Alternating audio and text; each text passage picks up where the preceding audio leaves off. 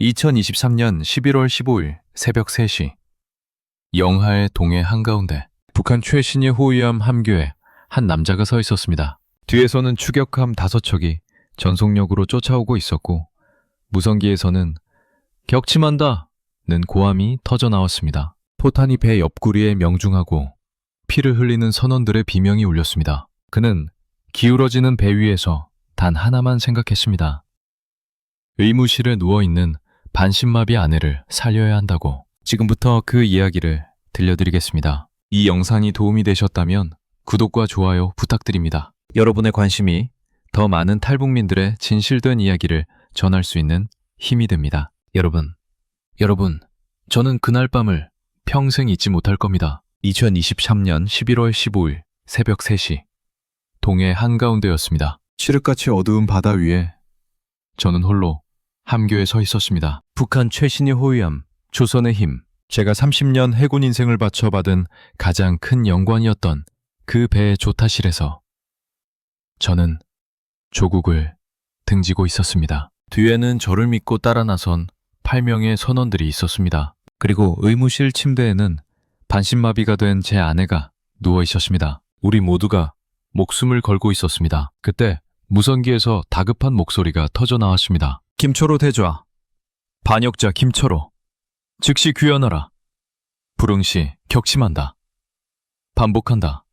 격침한다. 레이더 화면에 2개의 점이 빠르게 다가오고 있었습니다. 추격함입니다. 저를 잡으러, 아니 죽이러 오는 배들이었습니다. 저는 56년 인생에서 처음으로 조국을 등졌습니다. 30년 동안 충성을 바친 그 나라, 그 당, 그 수령을 버렸습니다. 왜냐고요? 그들이 먼저 저를 버렸기 때문입니다. 아니, 제 딸을 죽였기 때문입니다. 28살, 꽃다운 나이에 정치범 수용소에서 죽어간 제 딸, 은별이. 그 아이의 죄가 뭐였는지 아십니까?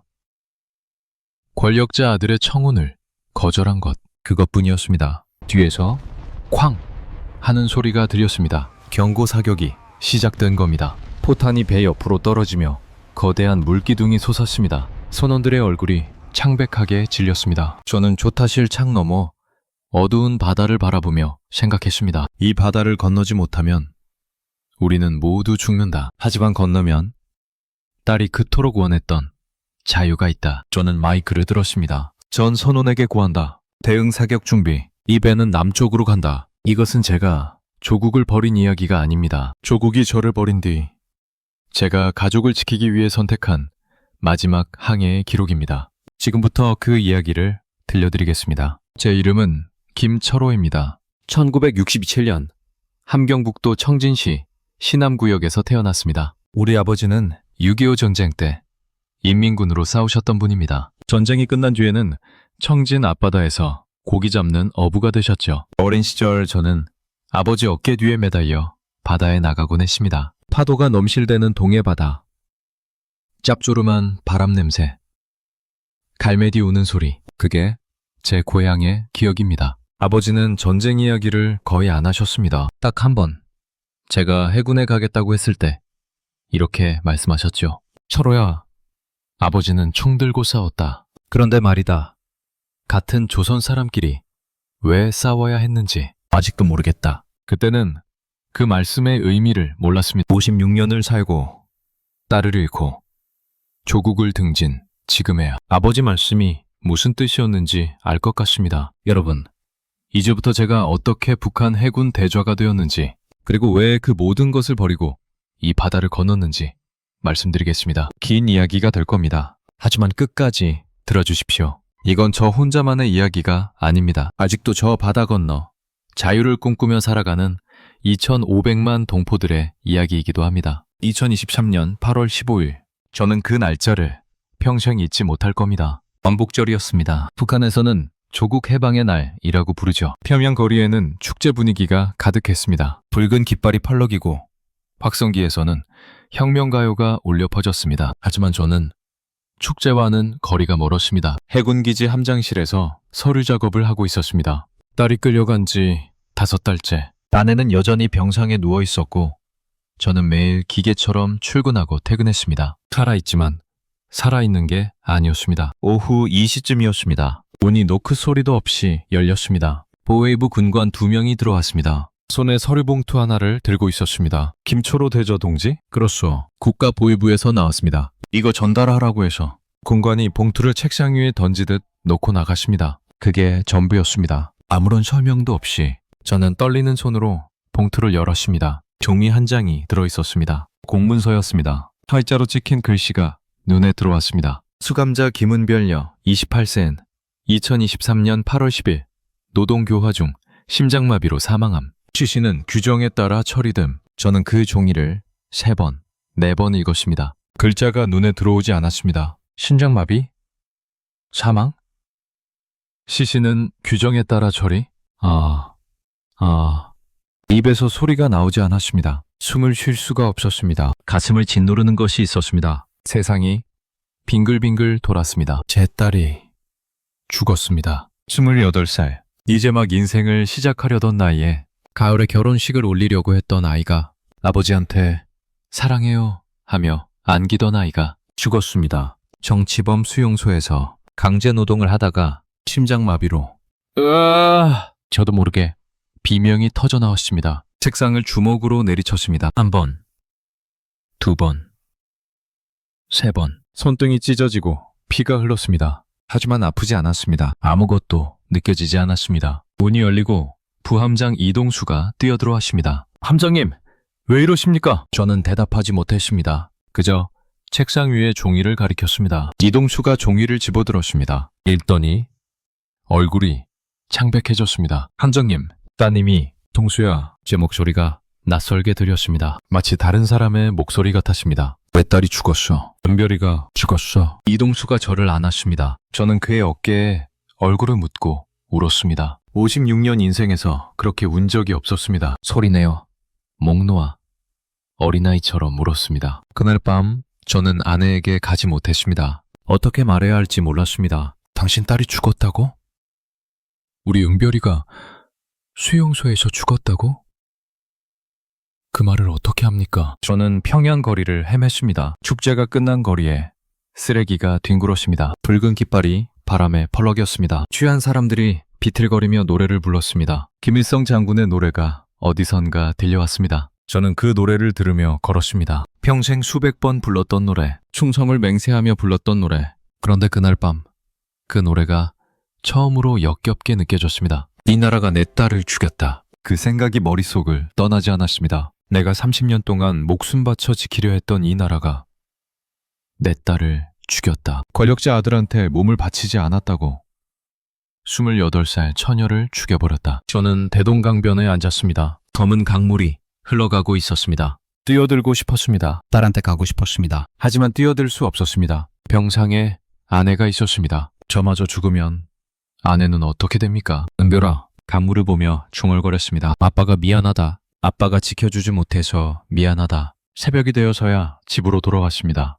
병실로 가지 않았습니다. 아직 말할 수 없었습니다. 다음날 저는 보위부를 찾아갔습니다. 제 딸 시신을 돌려주십시오. 담당 군관이 비웃듯이 말했습니다. 시신? 무슨 시신?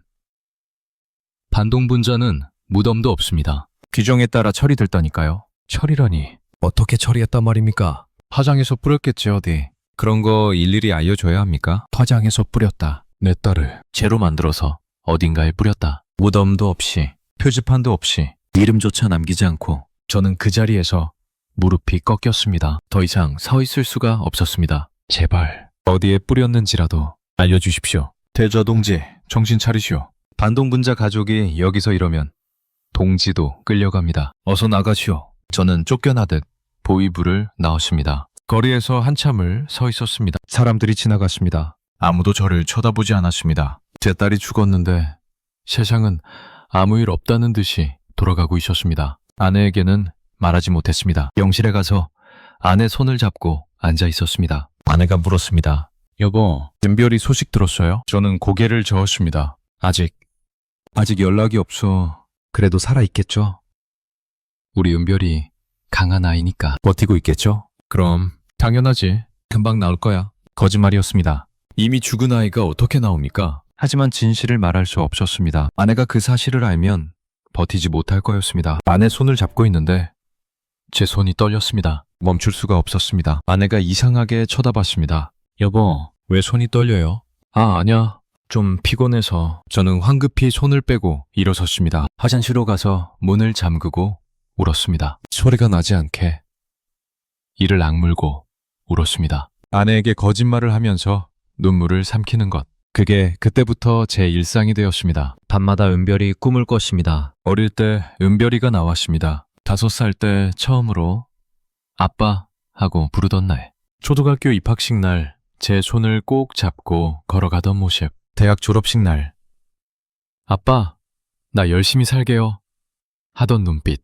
꿈속에서 은별이는 항상 웃고 있었습니다. 그러다 꿈 끝에는 꼭 이런 장면이 나왔습니다. 은별이가 철조망 너머에서 저를 부릅니다. 아빠, 나 추워요. 배고파요. 저는 달려가지만 닿지 않습니다. 손을 뻗어도 닿지 않습니다. 그러다가 은별이가 스르르 쓰러집니다. 눈 위에 쓰러져서 움직이지 않습니다. 은별아, 소리치며 깼습니다. 온몸이 식은땀으로 젖어 있었습니다. 옆에 아무도 없었습니다. 아내는 병원에 있으니까 저는 어둠 속에서 혼자 앉아 있었습니다. 은별아, 아빠가 데리러 갈게. 기다려. 미친 소리였습니다. 죽은 아이를 어떻게 데리러 갑니까? 하지만 그 말을 하지 않으면 숨을 쉴 수가 없었습니다. 그때부터 저는 결심하기 시작했습니다. 이 나라에서 더 이상 살 수 없다. 아내라도 데리고 나가야 한다. 이 지옥에서 벗어나야 한다. 아직 구체적인 계획은 없었습니다. 어떻게 해야 할지도 몰랐습니다. 하지만 마음속에 불씨 하나가 붙었습니다. 탈북.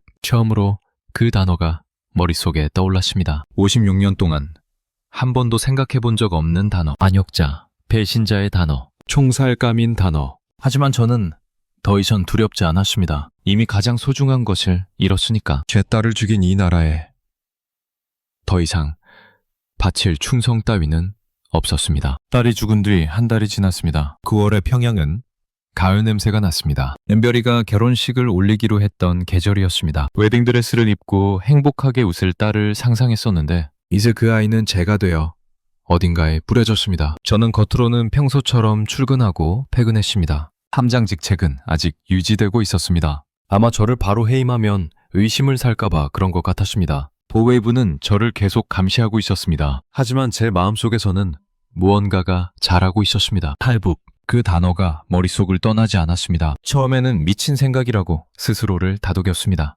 해군 대저가 탈북을? 그것도 최신의 함정의 함장이? 불가능하다고.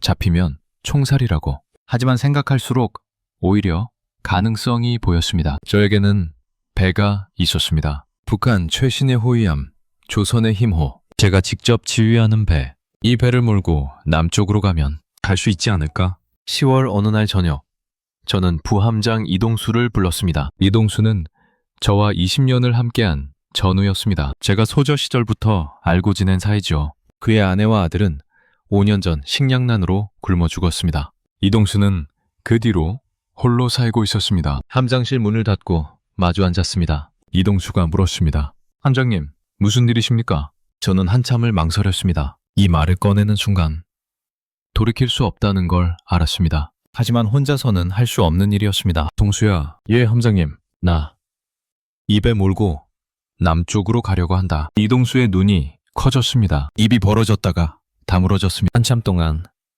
아무 말이 없었습니다. 저는 계속 말했습니다. 미친 소리인 거 안다. 하지만 난 더 이상 이 나라에서 못 살겠어. 몇 달을 죽인 나라에서 어떻게 살아? 아내도 저꼴이 됐고 여기 있으면 우리 둘 다 죽어. 이동수가 천천히 고개를 끄덕였습니다. 함장님 심정 압니다. 위험한 일이야. 잡히면 총살이고 실패하면 바다에서 죽는 거야. 그래서 너한테 강요 안 해. 이 얘기 듣고 나가서 고발해도 원망 안 할게. 이동수가 웃었습니다. 씁쓸한 웃음이었습니다. 함장님, 저 고발 안 합니다. 저도 데려가 주십시오. 저는 놀라서 이동수를 바라봤습니다. 동수야, 저도 이 나라에서 더 살고 싶지 않습니다. 아내도 죽고 아들도 죽고 저한테 남은 게 뭐가 있습니까? 함장님이라도 따라가겠습니다. 이동수가 제 손을 잡았습니다. 함장님, 저 버리지 마십시오. 같이 갑시다. 저는 그 손을 꽉 잡았습니다. 눈물이 났습니다. 그래, 같이 가자. 그날 밤, 우리는 처음으로 구체적인 계획을 세우기 시작했습니다. 다음 한 달 동안 저와 이동수는 조심스럽게 동지들을 모았습니다. 함부로 말을 꺼낼 수는 없었습니다. 한 명이라도 잘못 찍으면 모두 총살입니다. 저는 수년간 함께 근무하며 관찰했던 선원들을 떠올렸습니다. 체제에 불만이 있는 사람, 가족을 잃은 사람, 눈빛에 희망이 사라진 사람들, 한 명씩 조심스럽게 접근했습니다. 황 회장 최영철, 42세. 황진 출신으로 저와 고향이 같았습니다. 그의 어머니는 장마당에서 장사하다가 단속에 걸려 교화소로 끌려갔습니다. 3년형을 받았는데 1년 만에 병으로 죽었다는 통보를 받았습니다. 황 회장, 어머니 돌아가시고 힘들지? 나도 딸을 잃었어. 우리 같은 처지야. 최영철의 눈에 눈물이 고였습니다. 기관장 박성호, 45살. 러시아어를 잘해서 함정기관 매뉴얼 번역을 도맡았던 사람입니다. 그의 형은 탈북을 시도하다가 잡혀서 정치범 수용소에서 죽었습니다. 기관장, 형님 생각 많이 나지? 함장님, 그 얘기는 괜찮아. 나도 비슷한 생각하고 있으니까. 박성호가 고개를 들어 저를 바라봤습니다. 그 눈빛에서 저는 같은 것을 보았습니다. 통신장 한민수, 젊지만 실력이 뛰어났습니다. 약혼녀가 있었는데 성군 문제로 결혼 허가가 나지 않아 헤어졌습니다. 그 뒤로 남몰래 남한 라디오를 들었다는 걸 저는 알고 있었습니다. 통신장, 남쪽 라디오. 뭐라고 하던가? 한민수의 얼굴이 하얗게 질렸습니다. 함장님, 저는 괜찮아. 고발 안 해. 나도 궁금해서 그래. 한민수가 떨리는 목소리로 말했습니다. 남쪽은 자유롭다고 합니다. 먹고 싶은 거 먹고, 가고 싶은 데 가고. 그래, 그런 곳에 가고 싶지 않아? 그렇게 한 명씩 8명의 동지가 모였습니다. 모두 이 체제에 빚진 것보다 잃은 게 더 많은 사람들이었습니다. 10월 말, 저는 고향 청진을 찾았습니다. 마지막이 될 수도 있었습니다. 성공하면 다시는 돌아오지 못할 테고, 실패하면 죽을 테니까. 부모님 산소는 청진 외곽 야산에 있었습니다. 아버지는 제가 30살 때, 어머니는 40살 때 돌아가셨습니다. 두 분 다 가난하게 사시다가 변변한 약한 첩 못 드시고 가셨습니다. 무덤 앞에 무릎을 꿇었습니다. 아버지, 어머니, 불효자가 왔습니다. 바람이 불었습니다. 낙엽이 흩날렸습니다. 저 이 나라를 떠나려고 합니다. 아버지가 목숨 걸고 지키신 나라를 떠나려고 합니다. 눈물이 흘렀습니다. 하지만 이 나라가 제 딸을 죽였습니다. 은별이를, 손녀를 죽였습니다. 저는 더 이상 이 나라에 충성할 수 없습니다. 아버지 무덤에 절을 올렸습니다. 아버지, 용서하십시오. 그리고 저를 지켜주십시오. 산을 내려오며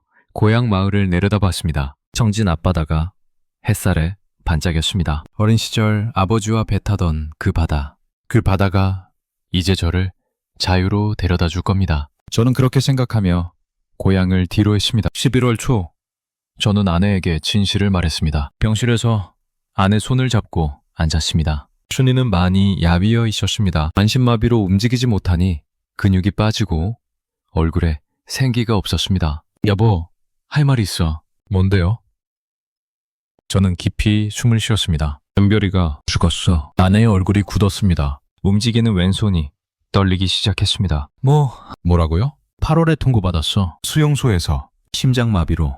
미안해. 진작 말했어야 하는데. 아내가 울기 시작했습니다. 소리 없이 눈물만 줄줄 흘렸습니다. 저는 그 눈물을 닦아주며 말했습니다. 여보, 우리 남쪽으로 가자. 뭐라고요? 이 나라에서 더 이상 못 살겠어. 은별이를 죽인 이 나라에서 당신이랑 죽을 순 없어. 남쪽으로 가자. 거기서 치료받고 다시 살자. 아내가 저를 바라봤습니다. 눈물 젖은 눈으로.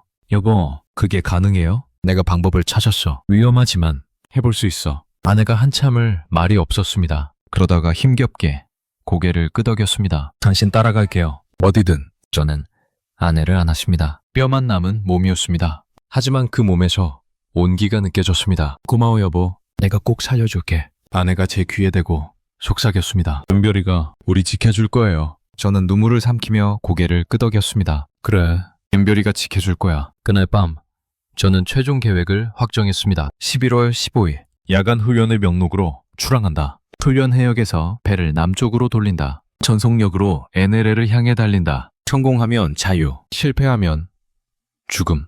하지만 후회는 없었습니다. 제 딸이 원했던 자유. 그 자유를 저 떠나는 것이니까. 덤벼라. 기다려라. 아빠가 간다. 2023년 11월 15일. 드디어 그날이 왔습니다. 오후 6시.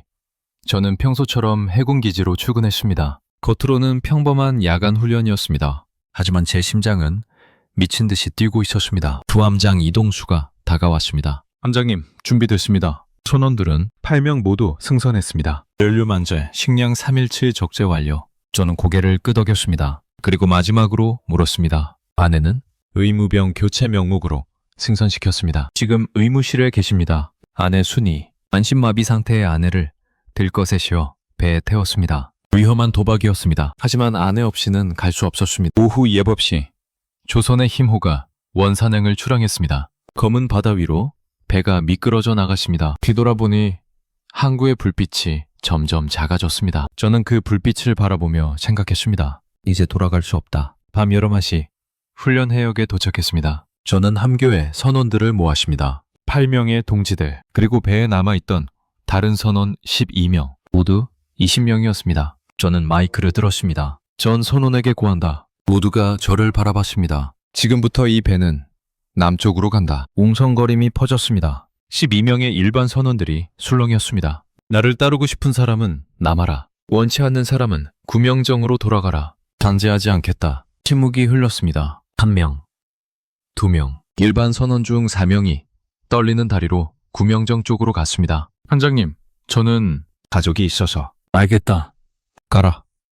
원망 안 한다. 구명정이 내려졌습니다. 파명이 어둠 속으로 사라졌습니다. 남은 것은 16명, 8명의 동지와 8명의 일반 선원. 일반 선원들 중 8명은 남기로 결정한 겁니다. 젊은 수병 김태호가 말했습니다. 한장님, 저도 가겠습니다. 여기 있어봐야 굶어 죽는 거 아닙니까? 23 청년의 눈에 두려움과 희망이 교차했습니다. 저는 고개를 끄덕였습니다. 좋다.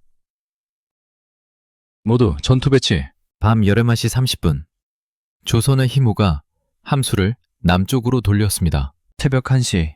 본부에서 교신이 왔습니다. 조선의 힘, 여기는 동해함대 사령부. 투영구역을 이탈했다. 현 위치를 보고하라. 저는 통신장 한민수에게 고개를 저었습니다. 한민수가 무선기를 껐습니다. 교신이 계속 들어왔습니다. 점점 다급해졌습니다. 조선의 힘, 응답하라. 즉시 귀환하라. 그리고 30분 후 레이더에 2개의 점이 찍혔습니다. 함장님, 후방에서 함정 5척 접근 중. 항해장 최영철이 보고했습니다. 추격함이었습니다. 우리보다 빠른 초계함 5척이 전속력으로 쫓아오고 있었습니다. 무선기에서 고함이 터져 나왔습니다. 김초로 대좌, 반역자 김철호, 즉시 귀환하라. 부름시 격침한다. 저는 마이크를 들었습니다. 전선원, 전투 준비. 함포 주준, 이동수가 물었습니다. 함장님, 정말 쏘시겠습니까? 저는 창밖의 어둠을 바라봤습니다. 저 추격함에도 누군가의 아들, 누군가의 아버지가 타고 있을 겁니다. 같은 조선 사람들. 하지만 쏘지 않으면 우리가 죽는다. 새벽 2시 15분. 첫 번째 포성이 울렸습니다. 추격함에서 경고 사격을 시작한 겁니다. 포탄이 우리 배역 50m에 떨어졌습니다. 거대한 물기둥이 솟았습니다. 회피기동, 좌연 30도. 배가 급격히 방향을 틀었습니다. 또 한 발, 물기둥이 더 가까워졌습니다. 함장님, 저들이 조준을 맞추고 있습니다. 대응 사격, 추격함 전방에 경고 사격. 우리 함포가 불을 뿜었습니다. 포탄이 추격함 앞바다에 떨어졌습니다. 그 순간 상황이 달라졌습니다. 추격함들이 더 이상 경고가 아닌 실탄 사격을 시작했습니다. 쾅! 첫 번째 포탄이 우리 배 한미에 명중했습니다. 내가 크게 흔들렸습니다. 굉음과 함께 불꽃이 솟았습니다. 비명소리가 들렸습니다. 피해보고. 한미갑판 파손, 화재 발생. 저는 뒤를 돌아봤습니다. 한미에서 검은 연기가 피어오르고 있었습니다. 그리고 누군가 쓰러져 있었습니다. 부상자 발생. 김태호 수병. 젊은 수병 김태호. 23 청년이 갑판에 쓰러져 있었습니다. 오른쪽 다리에서 피가 쏟아지고 있었습니다. 포탄 파편에 맞은 겁니다. 으아! 제 다리가. 리센병 김태호 수병 의무실로. 두 번째 포탄이 날아왔습니다. 쾅! 이번엔 기관실 상구에 명중했습니다. 배가 심하게 흔들렸습니다. 기관실 피해보고. 기관장 박성호의 다급한 목소리가 들렸습니다. 함장님, 엔진 하나 정지. 출력 50% 감소. 배 속력이 급격히 떨어졌습니다. 이러면 따라잡힌다. 기관장, 어떻게든 버텨. 세 번째 포탄, 쾅! 가장 치명적이었습니다. 배 옆구리, 흘수선 근처에 명중했습니다. 배가 우현으로 기울기 시작했습니다. 침수다. 3번, 격실 침수. 바닷물이 배 안으로 쏟아져 들어왔습니다. 그때 함교 유리천이 폭발했습니다. 파편이 사방으로 튀었습니다. 저는 본능적으로 몸을 숙였습니다. 그리고 옆에서 비명 소리가 들렸습니다. 통신장 한민수였습니다. 유리 파편이 그의 얼굴과 목을 관통했습니다. 목에서 피가 분수처럼 솟구쳤습니다. 통신장, 이동수가 달려가 한민수의 목을 손으로 눌렀습니다. 피가 손가락 사이로 흘러나왔습니다. 민수야, 정신 차려. 눈 떠. 한민수가 떨리는 입술로 말했습니다. 부함장님, 남쪽. 꼭 가십시오. 그리고 눈이 감겼습니다. 안 돼, 민수야. 저는 이를 악물었습니다. 슬퍼할 시간이 없었습니다. 통신장을 의무실로.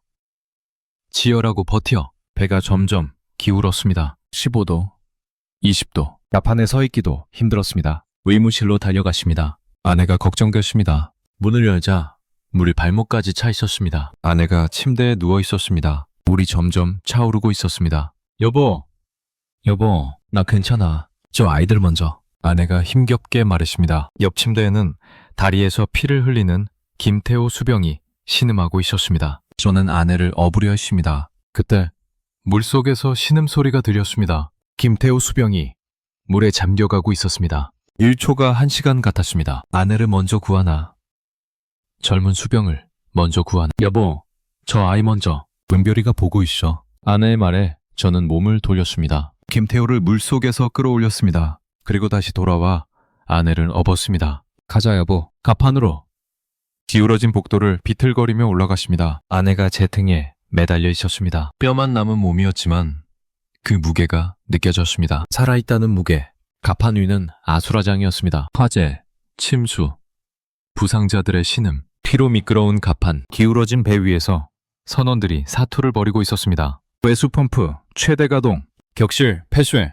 기관장 박성호가 허리까지 차오르는 물속에서 펌프를 돌리고 있었습니다. 함장님, 30분만 버팁니다. 30분. 그가 소리쳤습니다. 죽어가던 엔진이 다시 돌아가기 시작했습니다. 저는 조타실로 돌아갔습니다. 직접 조타기를 잡았습니다. 모든 포탄 발사, 연막탄 투하. 기울어진 배에서 우리 함포가 불을 뿜었습니다. 연막탄이 터지며 하얀 연기가 바다를 뒤덮었습니다. NLL까지 얼마나 남았나? 5km. 5km. 목숨을 건 5km. 전속력. 버텨라. 새벽 5시 30분.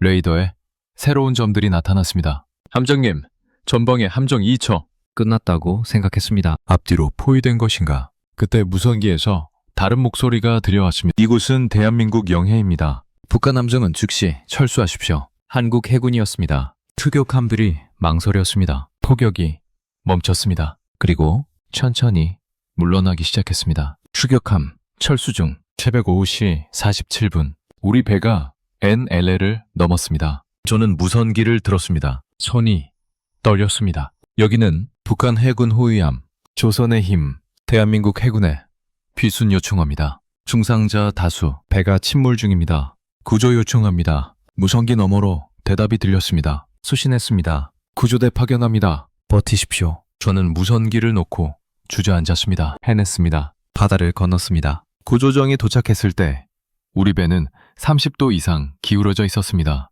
전원 갑판으로 구명조끼 착용, 한국 해군 구조대원들이 올라왔습니다. 여기입니다. 부상자 있습니다. 목에서 피를 흘리는 한민수 통신장이 먼저 헬기로 이송됐습니다. 다리 부상의 김태호 수병이 들것에 실렸습니다. 저는 마지막까지 배에 남았습니다. 선원들이 한 명씩 구조정으로 옮겨지는 것을 확인했습니다. 함장님, 빨리 오십시오. 이동수가 소리쳤습니다. 저는 피로 물든 함교를 마지막으로 바라봤습니다. 30년 해군 인생, 이 배와 함께 끝나는 것입니다. 미안하다.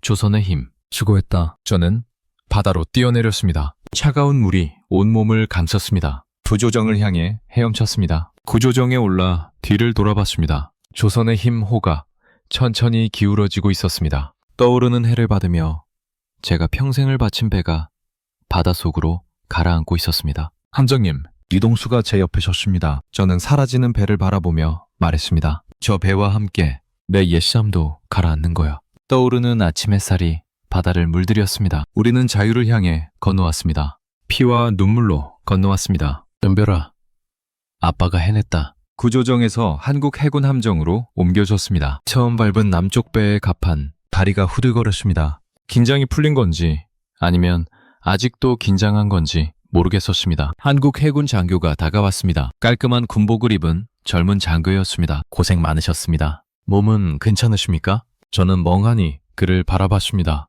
북한 군인이었다면 반역자 새끼라고 소리쳤을 겁니다. 그런데 이 사람은 고생 많으셨다고? 아내가 부상자들이 이미 헬기로 이송했습니다. 서울 병원으로 갑니다. 걱정 마십시오. 걱정 마십시오. 그 말이 귀에 맴돌았습니다. 북한에서는 한 번도 들어본 적 없는 말이었습니다. 수병 하나가 따뜻한 담요를 가져왔습니다. 또 다른 수병이 뜨거운 커피를 건넸습니다. 드십시오. 몸 녹이셔야 합니다. 저는 커피를 받아들었습니다. 손이 떨려서 커피가 출렁거렸습니다. 한 모금 마셨습니다. 달고 따뜻했습니다. 그리고 눈물이 났습니다. 왜 눈물이 나는지 모르겠었습니다. 담요 한 장, 커피 한 잔. 그게 전부였는데, 그런데 그게 그렇게 고마웠습니다. 부산 해군기지에 도착했습니다. 부두에 구급차들이 대기하고 있었습니다. 부상당한 선원들이 먼저 실려갔습니다. 저와 나머지 선원들은 버스에 탔습니다. 버스 창밖으로 도시가 보였습니다. 고층 빌딩들, 반짝이는 네온사인, 줄지어 달리는 자동차들. 북한에서는 상상도 못했던 풍경이었습니다. 함장님, 저게 다 뭡니까? 젊은 선원 하나가 멍하니 창밖을 바라보며 말했습니다. 남쪽이다. 이게 남쪽이야. 저도 대답하면서 믿기지 않았습니다. 텔레비전에서만 보던 세상, 적이라고, 굶주린다고, 불행하다고 배웠던 그 세상이 이렇게 화려할 줄은. 버스는 어딘가로 향했습니다. 국가정보원 합동신문센터. 거기서 조사를 받게 될 거라고 했습니다. 솔직히 무서웠습니다. 조사라는 말만 들어도 북한에서의 기억이 떠올랐습니다. 보웨이브의 고문, 협박, 가족인재. 여기도 그럴까? 합동신문센터에 도착했습니다. 깔끔한 건물이었습니다. 안내를 받아 조사실로 들어갔습니다. 테이블 하나, 의자 2개. 북한 비오웨이브와 비슷한 구조였습니다. 역시 같은 거구나. 마음속으로 생각했습니다. 어디든 조사실은 똑같구나. 그런데 문이 열리고 들어온 사람은 예상과 달랐습니다. 중년의 남자였습니다. 부드러운 인상에 안경을 쓰고 있었습니다. 손에는 서류 대신 물병 2개를 들고 있었습니다. 김철호 씨 맞으시죠? 저는 국가정보원 박징우라고 합니다. 씨? 동무도 아니고 동지도 아니고 씨? 물 드십시오. 목마르시죠? 그가 물병을 내밀었습니다. 저는 망설이다가 받았습니다. 면담 전에 식사하셨습니까? 아직이면 먼저 드시고 하셔도 됩니다. 아닙니다. 괜찮습니다. 참. 가족분들 상태 먼저 말씀드려야겠네요. 그가 서류를 펼쳤습니다. 부인 박순희 씨는 서울대학교 병원으로 이송됐습니다. 상태는 안정적이고 재활치료 들어갈 예정입니다. 통신장 한민수 씨는 수술 성공했고 생명에는 지장 없다고 합니다. 김태호 씨는 다리 수술 잘 끝났고 재활하면 걸을 수 있을 거랍니다. 저는 멍하니 그를 바라봤습니다. 다 살았습니까? 네, 다 살았습니다. 위험한 분들이 있었는데 다행히 잘 넘겼습니다. 눈물이 핑 돌았습니다. 모두 살았다. 한민수도, 김태호도, 아내도 모두 감사합니다. 감사합니다. 제가 한 일이 아닌데요, 뭘요? 박진우라는 사람이 웃었습니다. 따뜻한 웃음이었습니다. 조사는 2주간 진행됐습니다. 매일 아침 9시에 시작해서 저녁 6시에 끝났습니다. 점심시간에는 밥을 먹었고 중간중간 쉬는 시간도 있었습니다. 북한에서의 조사와는 완전히 달랐습니다. 북한에서는 조사받으면 맞는 게 당연했습니다. 잠 안 재우고 밥 안 주고 협박하고 거짓 자백을 받아내기 위해 뭐든 했습니다. 그런데 여기서는 그런 게 없었습니다. 오늘은 좀 피곤해 보이시네요. 내일 계속할까요? 커피 드릴까요? 아니면 다른 음료? 이 부분 기억 안 나시면 넘어가도 됩니다. 천천히 하시죠. 조사관들은 정중했습니다. 물론 날카로운 질문도 있었습니다. 간첩이 아닌지, 위장 기순이 아닌지 확인하는 거였겠죠. 당연한 일이었습니다. 저라도 그랬을 겁니다. 하지만 고문은 없었습니다. 협박도 없었습니다. 사람 대접을 받았습니다. 어느 날 저녁, 조사가 끝나고 박진우 조사관이 말했습니다. 김철호 씨, 솔직히 대단하십니다. 뭐가요? 해군 대저가 최신의 함정 몰고 귀순한 건 처음입니다. 역사적인 일이에요. 저는 고개를 저었습니다. 대단한 거 아닙니다. 저는 그냥 가족을 지키려고 한 것뿐입니다. 박진우가 잠시 저를 바라보더니 말했습니다. 그게 대단한 겁니다. 가족을 위해 모든 걸 버린 거잖아요. 그 말에 가슴이 뭉클했습니다. 누군가 제 선택을 인정해 주는 것 같았습니다. 2주간의 조사가 끝났습니다. 마지막 날, 박진우 조사관이 악수를 청했습니다. 수고하셨습니다. 이제 하나원으로 가시게 됩니다. 하나원이 뭡니까? 탈북민 정착 지원 시설입니다. 거기서 3개월 동안 남한 생활 적응 교육을 받으시게 됩니다. 3개월이나요? 네. 남한은 북한과 많이 다르니까요. 교통카드 쓰는 법, 은행 이용법, 취업 준비, 배울 게 많습니다. 교통카드? 은행? 저는 고개를 갸웃거렸습니다. 어려워 보이셔도 걱정 마세요. 다 도와드립니다. 박진우가 웃으며 말했습니다. 그리고 부인분 상태가 많이 좋아지셨대요. 곧 만나실 수 있을 겁니다. 아내, 순이, 2주 동안 만나지 못했습니다. 보고 싶었습니다. 감사합니다. 정말 모든 게 감사합니다. 저는 고개를 숙여 인사했습니다. 진심이었습니다. 합동신문센터를 나서던 날, 하늘이 맑았습니다. 11월 말에 서울, 차가운 바람이 불었지만 햇살은 따뜻했습니다. 저는 하늘을 올려다봤습니다. 같은 하늘이었습니다. 북한에서 보던 하늘과 똑같은 하늘. 그런데 기분이 달랐습니다. 숨을 깊이 들이쉬었습니다. 가슴이 뻥 뚫리는 기분이었습니다. 이게 자유구나. 처음으로 그 단어가 실감났습니다. 북한에서 56년을 살면서 한 번도 느껴보지 못한 것, 누가 감시하지 않는다는 것, 말 한마디 잘못해도 끌려가지 않는다는 것, 내 생각을 말해도 된다는 것, 그게 자유였습니다. 은별이가 원했던 게 이거구나. 딸이 목숨 걸고 거부했던 것, 권력자에게 굴복하지 않았던 이유, 이제야 알 것 같았습니다. 은별아, 아빠가 왔어. 네가 원했던 곳에 왔어. 하늘을 보며 중얼거렸습니다. 어딘가에서 딸이 웃고 있을 것 같았습니다. 저는 눈물을 닦고 걸음을 옮겼습니다. 새로운 삶을 향해, 자유를 향해. 2024년 1월, 저는 하나원에 입소했습니다. 경기도 안성에 있는 북한 이탈 주민 정착 지원 사무소. 정식 명칭은 길지만 사람들은 그냥 하나원이라고 불렀습니다. 탈북민들이 남한 생활에 적응하기 위해 교육받는 곳이었습니다. 버스에서 내려 건물을 바라봤습니다. 깔끔한 시설이었습니다. 잔디밭도 있고 나무도 있고 수용소 같을 거라고 생각했는데 전혀 달랐습니다. 환영합니다. 여기서 3개월 동안 지내시게 됩니다. 안내를 맡은 직원이 웃으며 말했습니다. 저와 함께 온 선원들도 같이 입소했습니다. 부함장 이동수, 항해장 최영철, 기관장 박성호, 부상치료를 마친 통신장 한민수와 수병 김태호도 며칠 뒤에 합류했습니다. 우리는 다시 모였습니다. 바다 위에서 함께 죽을 뻔한 사람들이 이제 함께 새 삶을 시작하게 된 겁니다. 첫날 방을 배정받았습니다. 2인 1실이었습니다. 침대 2개, 책상 2개, 화장실. 작지만 깨끗했습니다. 저는 이동수와 같은 방을 썼습니다. 짐을 풀고 침대에 앉았습니다. 이동수가 창밖을 바라보며 말했습니다. 함장님, 우리 정말 온 거 맞습니까? 그런 것 같아. 꿈만 같습니다. 한 달 전에는 총 맞으며 도망쳤는데 지금은 이렇게 따뜻한 방에 있으니 저도 같은 기분이었습니다. 아직도 실감이 나지 않았습니다. 그날 저녁 식당에서 밥을 먹었습니다. 밥, 국, 반찬 4가지. 오기도 있었습니다. 북한에서는 명절에나 먹던 것들이 매일 나왔습니다. 젊은 선원 하나가 밥을 먹다가 울었습니다. 왜 그래? 아닙니다. 그냥 이렇게 배불리 먹어본 게 얼마만인지. 아무도 뭐라 하지 않았습니다. 우리 모두 같은 마음이었으니까. 하나원 생활은 새로운 것의 연속이었습니다. 아침에 일어나면 조회가 있었습니다. 그리고 하루 종일 교육을 받았습니다. 남한사회 이해, 컴퓨터 교육, 취업 준비, 심리 상담.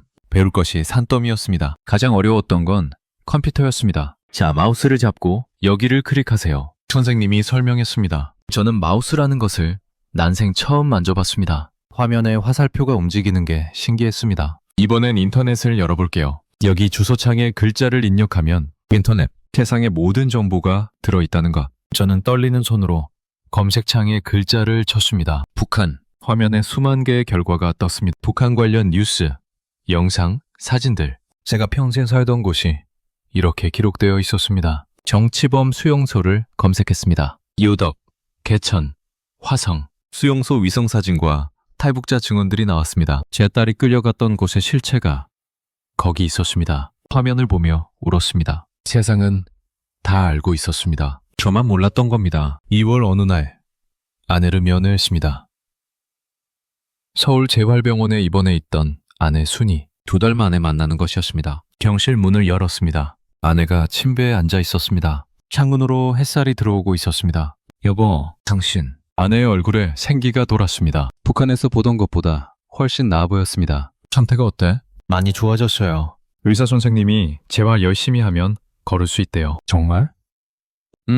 여기 병원이 정말 다르더라고요. 약도 많고 의사도 친절하고. 아내가 제 손을 잡았습니다. 예전보다 힘이 있었습니다. 여보, 우리 잘 왔어요. 당신 덕분이에요. 저는 고개를 저었습니다. 마냐, 우리 같이 온 거야. 은별이도 함께. 아내의 눈에 눈물이 고였습니다. 은별이, 보고 싶다. 나도. 우리는 말없이 손을 잡고 있었습니다. 딸은 없지만 우리는 살아 있었습니다. 그것만으로도 감사했습니다. 3월, 기적 같은 일이 있었습니다. 재활 치료를 받던 아내가 처음으로 일어섰습니다. 물리치료사가 부축하는 가운데 아내가 떨리는 다리로 침대에서 일어났습니다. 한 발, 2발, 비틀거리면서도 앞으로 나아갔습니다. 3발, 4발.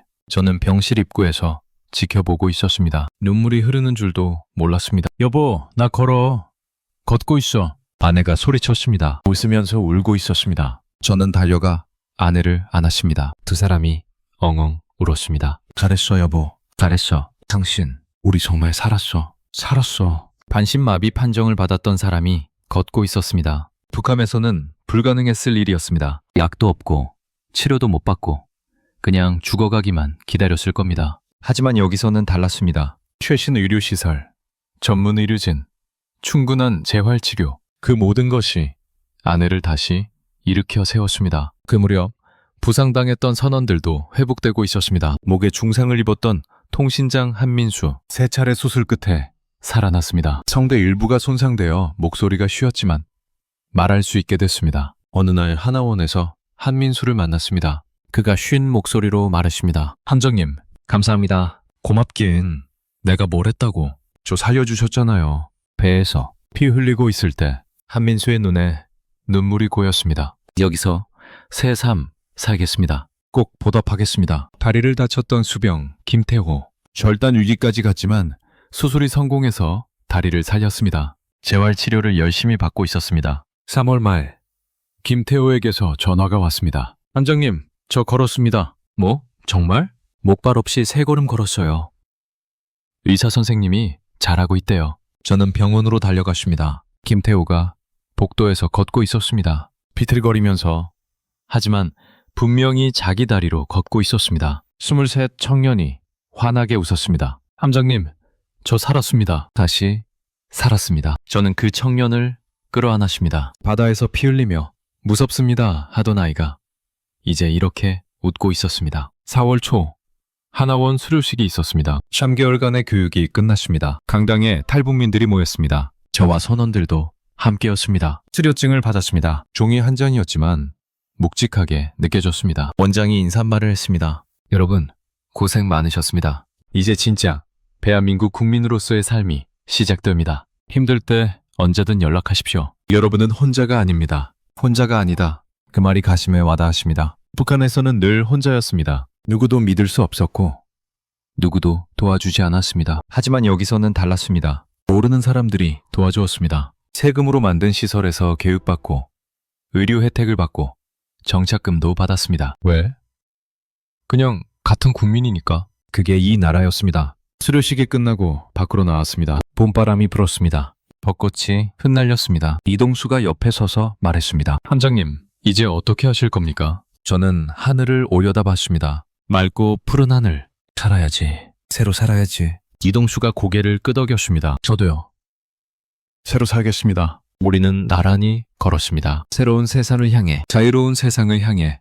은별아, 아빠가 해내고 있어. 지켜봐라. 아빠가 잘 살아갈게. 2024년 봄, 저는 인천에 보금자리를 마련했습니다. 작은 아파트였습니다. 방 2개, 거실 하나. 크지 않았지만 햇살이 잘 들어왔습니다. 창문을 열면 바다 냄새가 났습니다. 인천 앞바다. 그 바다 건너 어딘가에 제 고향 청진이 있었습니다. 아내 순이가 퇴원해서 함께 살게 됐습니다. 지팡이에 의지해야 했지만 이제 혼자 걸을 수 있었습니다. 의사는 재활을 꾸준히 하면 더 좋아질 거라고 했습니다. 이사 첫날 아내와 함께 거실에 앉았습니다. 여보, 우리 집이야. 우리 집. 그러게, 우리 집이네. 아내가 웃었습니다. 오랜만에 보는 환한 웃음이었습니다. 저는 가방에서 사진 한 장을 꺼냈습니다. 은별이 사진이었습니다. 대학 졸업식 때 찍은 사진. 환하게 웃고 있는 22살의 딸. 여기 모시자. 거실 한쪽에 작은 선반을 만들었습니다. 사진을 올려놓고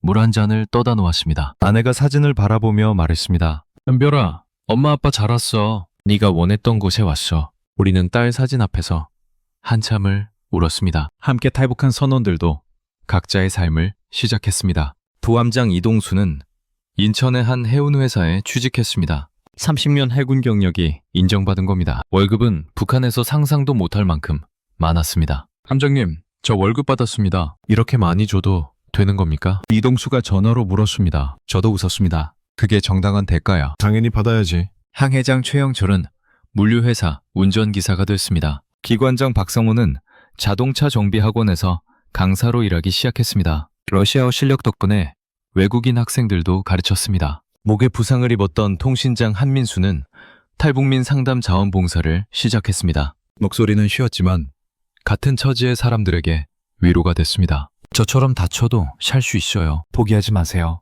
한민수가 새로운 탈북민들에게 말하는 걸 봤습니다. 그 쉰 목소리가 누군가에게는 희망이 되고 있었습니다. 다리를 다쳤던 수병 김태호는 대학 진학을 준비하고 있었습니다. 24 청년이 열심히 공부하고 있었습니다. 함장님, 저 대학 가면 경영학 배우고 싶어요. 나중에 사업해서 탈북민들 돕고 싶습니다. 그래, 꼭 해라. 넌 할 수 있어. 그 청년의 눈에 빛이 있었습니다. 바다에서 무섭습니다 하던 눈이 아니었습니다. 미래를 보는 눈이었습니다. 매달 첫째 주 토요일, 우리는 모였습니다. 함께 탈북한 9명 전원이 인천 바닷가 근처 식당에 모였습니다. 삼겹살을 구워 먹으며 이야기를 나눴습니다. 함장님, 제가 오늘 한 잔 올리겠습니다. 휠체어에서 일어난 김태호가 소주잔을 들었습니다. 아직 완전하지 않았지만 자기 힘으로 서 있었습니다. 저희 살려주셔서 감사합니다. 새삼 주셔서 감사합니다. 저는 고개를 저었습니다. 내가 살린 게 아니야. 우리가 다 같이